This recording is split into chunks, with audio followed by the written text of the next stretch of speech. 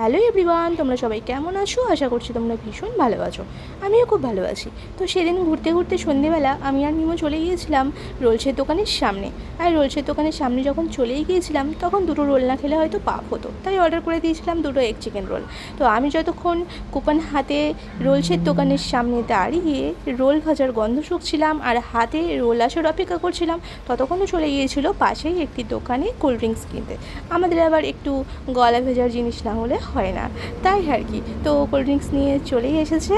ও তো cold drinks এনে আগে একটা খেয়ে নিল, আর তারপরে একটু ওকে বললাম, যাও তুমি ওয়েট করো, আমি রোলটা নিয়ে যাচ্ছি। তো আমি রোল ভাজার গন্ধ শুকতে শুকতেই হাতে চলে এলো এগ চিকেন রোল। এই যে একজন মানে গরম গরম রোলটা আনার সাথে সাথে এক কামড় বসিয়ে দিয়েছে, মানে পরে করবো ভিডিও, আগে খায়।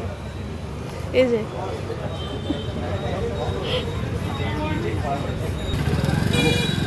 খাও।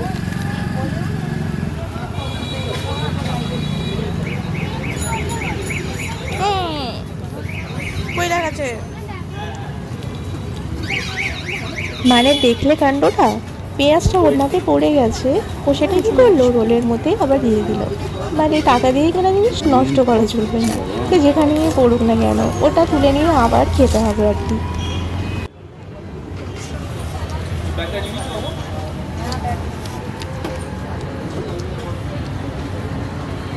কতদিন পরে খাচ্ছ রোলটা?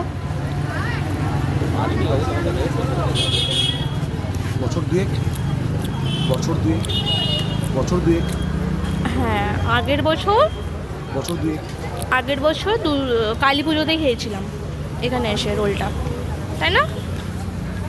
আর আমরা যেখানে বসে রোল খাচ্ছিলাম আমাদের চারপাশে এরা ঘুরে বেড়াচ্ছিল, আর এদের দিকে তো আমাদের বাড়ির কালীর কথা মনে পড়ে গেল।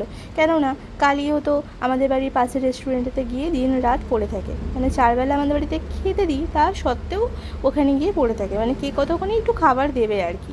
তারপরে আমরা গিয়েছিলাম ওম সাই সুইটসের পাশে রাবড়ি আর প্যাড়া কিনতে, যেহেতু সেদিন মাদার্স ডে ছিল তাই মায়েদের জন্য একটু মিষ্টি কিনতে গিয়েছিলাম আর কি। তো ভিডিওটা কেমন লাগলো জানিও, টাটা।